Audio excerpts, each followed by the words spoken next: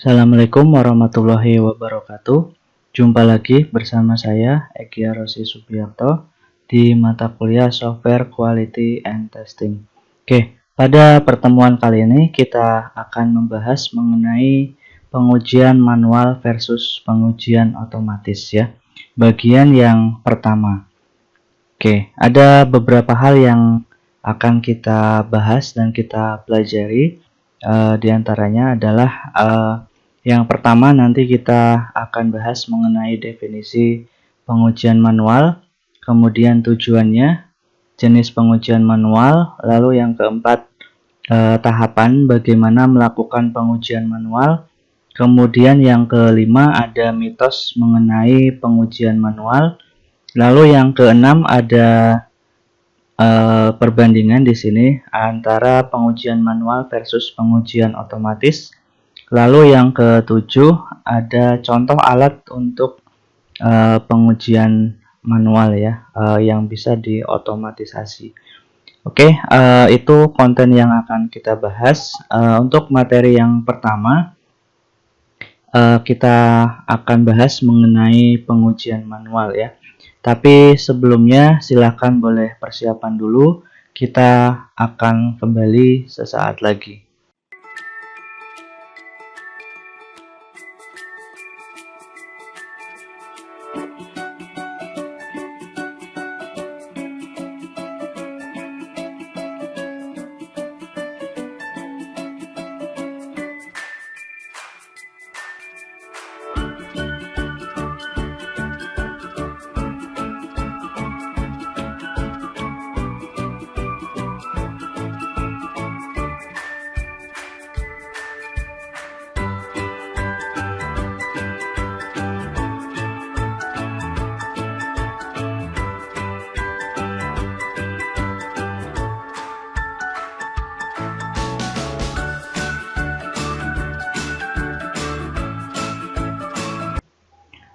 Kembali lagi kita ke materi mengenai pengujian manual. Nah, sebelum kita ke materi ada penjelasan dulu mengenai tugas yang keempat, ada tugas individu. Seperti biasa, siapkan minimal 1 atau 2 lembar kertas ya. Silakan dipersiapkan dulu, kemudian silakan kalian resume isi penjelasan materi yang akan saya sampaikan. Kemudian tuliskan ditulis tangan dalam 1 atau 2 lembar kertas tersebut ya. Kemudian nanti hasil resume di scan atau di foto, lalu kalian upload pada kolom tugas di pertemuan 6 mengenai resume materi. Untuk penamaan filenya kalian beri nama name, strip nama lengkap kalian, kemudian strip tugas 4. Ini tugas yang keempat ya. Kita ke materi mengenai pengujian manual. Jadi kalau dari definisinya, pengujian manual ini jenis pengujian perangkat lunak di mana penguji secara manual ya menjalankan kasus pengujian tanpa menggunakan alat otomatisasi apapun ya. Jadi dilakukan manual oleh manusia. Untuk pengujian manual ini adalah yang paling primitif dari semua jenis pengujian dan membantu menemukan bug dalam sistem perangkat lunak ya. Nah, konsep utama dari pengujian manual bisa kalian lihat gambar di sebelah kiri ya, kill all bugs. Jadi pengujian manual ini konsep utamanya adalah untuk memastikan bahwa aplikasi bebas dari kesalahan dan bekerja sesuai dengan persyaratan fungsional yang ditentukan. Nah, rangkaian atau casing pengujian ini dirancang selama fase pengujian dan harus memiliki cakupan pengujian 100% ya, dilakukan secara manual. Selanjutnya, untuk pengujian manual juga punya tujuan untuk memastikan bahwa cacat yang dilaporkan diperbaiki oleh pengembang dan pengujian ulang telah dilakukan oleh penguji pada cacat yang tetap ya. Jadi tidak bisa dihilangkan. Pada dasarnya pengujian ini memeriksa kualitas sistem dan memberikan produk yang bebas bug kepada pelanggan. Ini tujuan dari pengujian manual ya.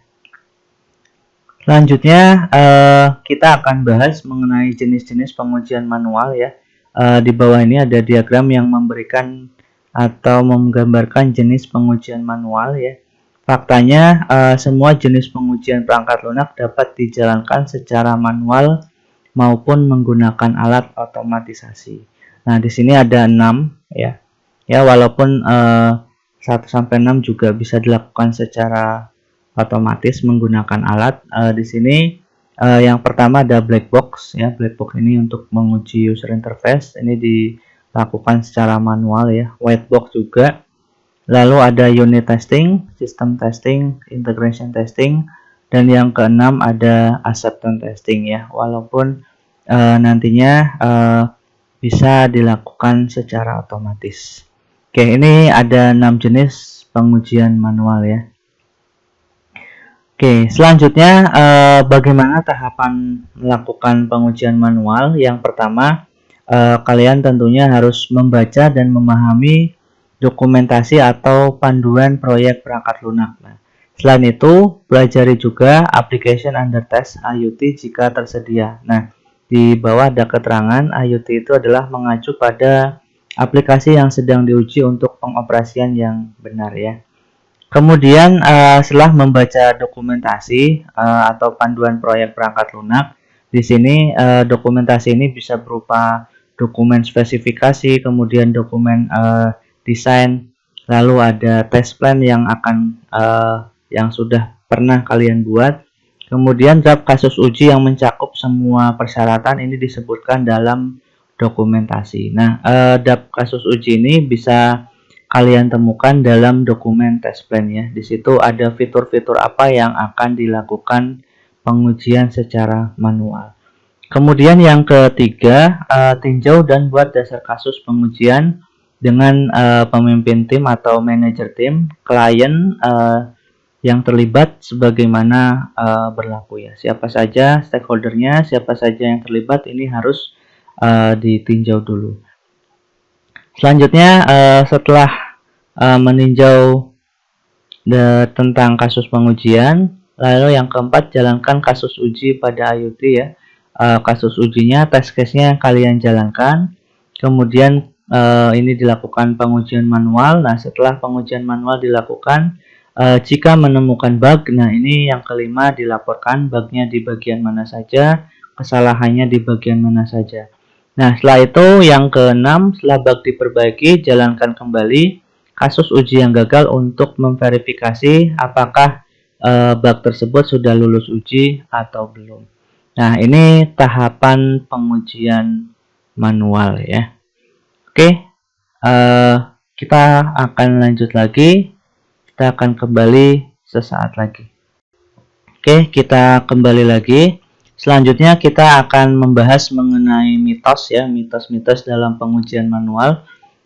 Ada beberapa mitos dan fakta yang terkait dengan pengujian ini ya. Oke, yang pertama, siapapun dapat melakukan pengujian manual, ini mitos ya. Karena pada faktanya bahwa pengujian ini membutuhkan banyak keahlian. Jadi kalau ada yang bilang siapa saja bisa melakukan pengujian manual, ini hanya mitos ya. Karena aslinya pengujian manual ini hanya bisa dilakukan oleh orang-orang yang punya pengalaman ya. Di sini pengujian membutuhkan banyak keahlian. Jadi tidak hanya asal dalam menguji ya. Nah, tapi kalau untuk pemula ya istilahnya adalah ada tester pemula, di sini perlu belajar ya. Jadi tidak semua orang bisa melakukan pengujian. Oke, itu mitos dan fakta yang pertama. Selanjutnya yang kedua, ada mitos di sini, pengujian memastikan 100% produk bebas cacat. Nah, ini juga mitos ya. Jadi ketika kita melakukan pengujian manual, ini belum tentu bisa memastikan 100% bebas cacat ya. Karena pada faktanya di sini pengujian mencoba menemukan cacat sebanyak mungkin. Jadi apa saja kesalahannya. Di sini mengidentifikasi semua kemungkinan cacat ini tidak mungkin dilakukan ya. Mungkin karena keterbatasan waktu, kemudian kesesuaian dengan kebutuhan pelanggan juga di sini bisa berpengaruh ya. Ini mitos dan faktanya. Kemudian yang selanjutnya ada mitos lain, pengujian otomatis lebih handal daripada pengujian manual. Ini mitos ya, karena pada faktanya bahwa otomatisasi pengujian 100% ini tidak dapat dilakukan. Tentunya pengujian manual juga penting ya. Apapun dasarnya ya, kalau otomatis ini kan menggunakan alat. Nah, alat juga buatan manusia. Jadi untuk otomatisasi 100% ini tidak dapat dilakukan ya. Jadi belum tentu pengujian otomatis lebih handal daripada pengujian manual. Ini mitos dan fakta yang ketiga. Selanjutnya ada mitos juga yang keempat, ini menguji itu mudah ya. Ini belum tentu, karena pada faktanya menguji ini bisa sangat menantang dan menguji ini membutuhkan keterampilan analitis yang tinggi. Ini faktanya seperti itu ya. Selanjutnya, ini kita bandingkan antara pengujian manual versus pengujian otomatis. Yang pertama, pengujian manual ini membutuhkan campur tangan manusia untuk melaksanakan pengujian. Nah, ini sudah pasti kalau manual dilakukan oleh manusia ya, oleh tester. Kalau otomatis ini menggunakan alat untuk menjalankan kasus pengujian. Nah, seperti apa alatnya nanti ada contohnya. Kemudian yang kedua, di pengujian manual ini akan membutuhkan tenaga kerja yang terampil atau tester yang terampil. Waktunya juga lama, ini akan menimbulkan biaya yang tinggi. Sedangkan otomatis ini bisa menghemat waktu, biaya, dan tenaga. Nah, setelah direkam, ini akan lebih mudah untuk menjalankan rangkaian pengujian secara otomatis ya.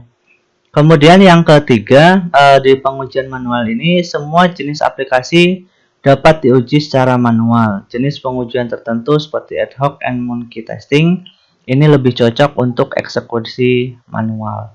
Nah, sedangkan di pengujian otomatis direkomendasikan, jadi tidak semua bisa dilakukan pengujian otomatis. Nah, ini direkomendasikan hanya untuk sistem yang stabil dan sebagian besar digunakan untuk regression testing ya, pengujian kembali di sini, atau regression testing atau pengujian regresi. Kemudian yang keempat, pengujian manual ini bisa menjadi berulang dan membosankan. Nah, ini mungkin salah satu kelemahannya ya.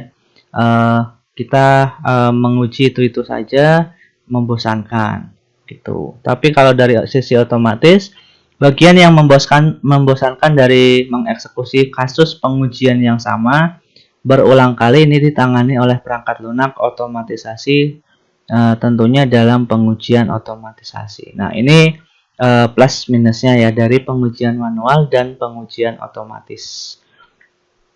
Oke, semua punya kekurangan dan kelebihan di sini.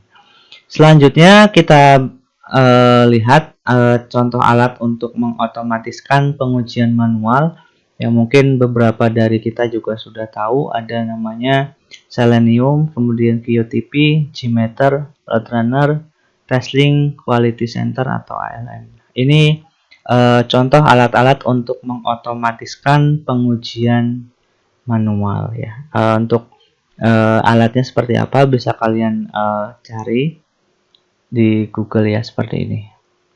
Oke, selanjutnya kesimpulannya bahwa pengujian manual ini adalah aktivitas di mana penguji harus sangat sabar, kreatif, dan berpikiran terbuka. Kemudian mereka sebagai tester ini perlu berpikir dan bertindak, mereka atau kita ya yang berkeinginan menjadi tester perlu berpikir dan bertindak dengan perspektif pengguna akhir ya. Jadi kita ketika menguji ini harus sebagai pengguna akhir ya, atau sebagai user ya. Nah, itu kesimpulannya. Selanjutnya kita akan membahas mengenai pengujian otomatis. Ini akan kita bahas di pertemuan selanjutnya. Oke, materinya cukup sederhana dan cukup singkat. Jika bisa membuka di referensi. Ini referensi yang digunakan tentunya yang referensi utama adalah Software Testing Learn in One Day Krishna Nuta Guru 99 tahun 2019. Demikian, terima kasih. Jika ada pertanyaan boleh bertanya di komen di bawah ini, kemudian jangan lupa dikerjakan tugasnya. Kurang lebihnya saya minta maaf. Wassalamualaikum warahmatullahi wabarakatuh.